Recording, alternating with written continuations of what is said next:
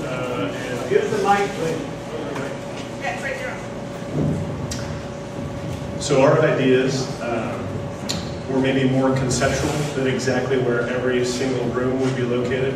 But the things that we, I think, tried to accomplish were we wanted to try to honor the original design, having that balanced effect, and keeping the core buildings in peace, but maybe taking the older buildings, moving those out, and creating some new ideas. I think some of our key things that we wanted to work with were, what is the flow to this building, and how do we build on that and make it more efficient? And number two, how do we maximize the use of the space that we have, especially if we're moving buildings out? So we utilized, I think, the idea that a lot of people are utilizing first, to take the space that is underneath this berm and create most of our sports facilities into that area. We also like the idea of natural lighting that our architect had brought up. Even though it's underground doesn't mean we can't utilize that space since it's kind of a ceiling, a natural ceiling, if you will. By moving the interesting thing about this space right here, right now, is there's a building, but it takes up, it seems like maybe 2/3 of that space. We have so much more room to take advantage of. And in here, I think we could have a top-notch facility for performing arts. If you think about downtown, I think it's the Portland Center Stage. They have a significant auditorium here, and then below they have kind of a smaller one. Somebody brought up theater in the round. We could take advantage of that, and this could be a community place. Why do we have to go downtown to see a musical or something when we could create a space where any troupe would want to come and perform at Franklin and for Franklin? If we have something of that magnitude, we want to be able to access it. We want to have a way for all of us to get there. I think, for me, it's actually challenging to figure out where the front of the building is. I came this direction today because this looks like the front to me. It's the most beautiful way to get here. However, that's not a reality. So one of the things and the challenges that current parents talk about is we have a series of buses that are parked out here. We have a road that is relatively narrow. One of the ideas is we wanted to have create an extra space, an extra lane in here, a drop-off lane, so that there weren't bottlenecks here, but we created a better flow in and out. We created also a space, for buses, but that don't constrain activity. And in essence, this side becomes the car entry. The south entry is the car entry, and we would have all that space come in this direction, whereas the south entry would be our bike and pedestrian entry.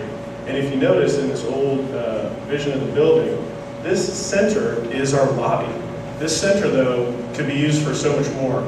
If we have the kids from the cars coming in this direction and the kids from the walking and biking coming in this direction, and they enter this lobby, especially if we have the access to the great minds of the architects that we have here, can be created, we can create such a magical space in the same way that this auditorium can be so special. This lobby, as you enter, it should be a place that you're proud of. It has a wow factor. And so those are the things that we want to incorporate into that. Also, as you notice, we've taken out this building here. By doing that, this is, I think, Taggart Court. Taggart Court, it stops right there. It's a court. We can turn this into Taggart Street and once again have another access as we move this building up. And these buildings we can move out because we're utilizing this underground space more. We have now an artery that comes in this direction where we have a little bit of parking, we have maybe access for fire. But the other issue we wanted to incorporate was community gardens. We have community gardens on this side. The other thing is the vision of this side in the original discussions, you only have a narrow look at this beautiful facade. We want to take this out, open it up like this, and we can either have gardens in these areas, in these corners, or in these areas, and then they would be incorporated into the classroom spaces that might interact with the garden settings. Okay, so this can be not just a garden, but a teaching area to access as well. Finally, and I apologize if I offend anybody, this is just a quote from a relative of mine from another state. They were coming by in this direction. And they said, "What is this school? Or they said, "What is this? Is this the prison?" And I said, "What are you talking about?" They're like, "Well, the barbed wire fences."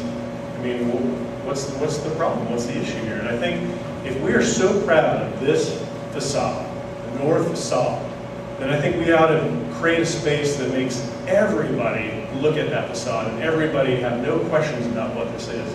This is the best school in Portland if we want it to be. And to do that, maybe we rethink and restructure how does our fencing work and how does it look? Do we need barbed wire? Do we have another way to keep people out? Do we incorporate what Cleveland does and create a community feel? Yes, maybe we might have to, budget a little bit for, repainting and tag and things like that. But is this a building that we want to make a teaching space as well as a community outdoor area that we want to be a teaching space? So those are some of our ideas. Anything else? Moving the grandstand. Oh, finally, this is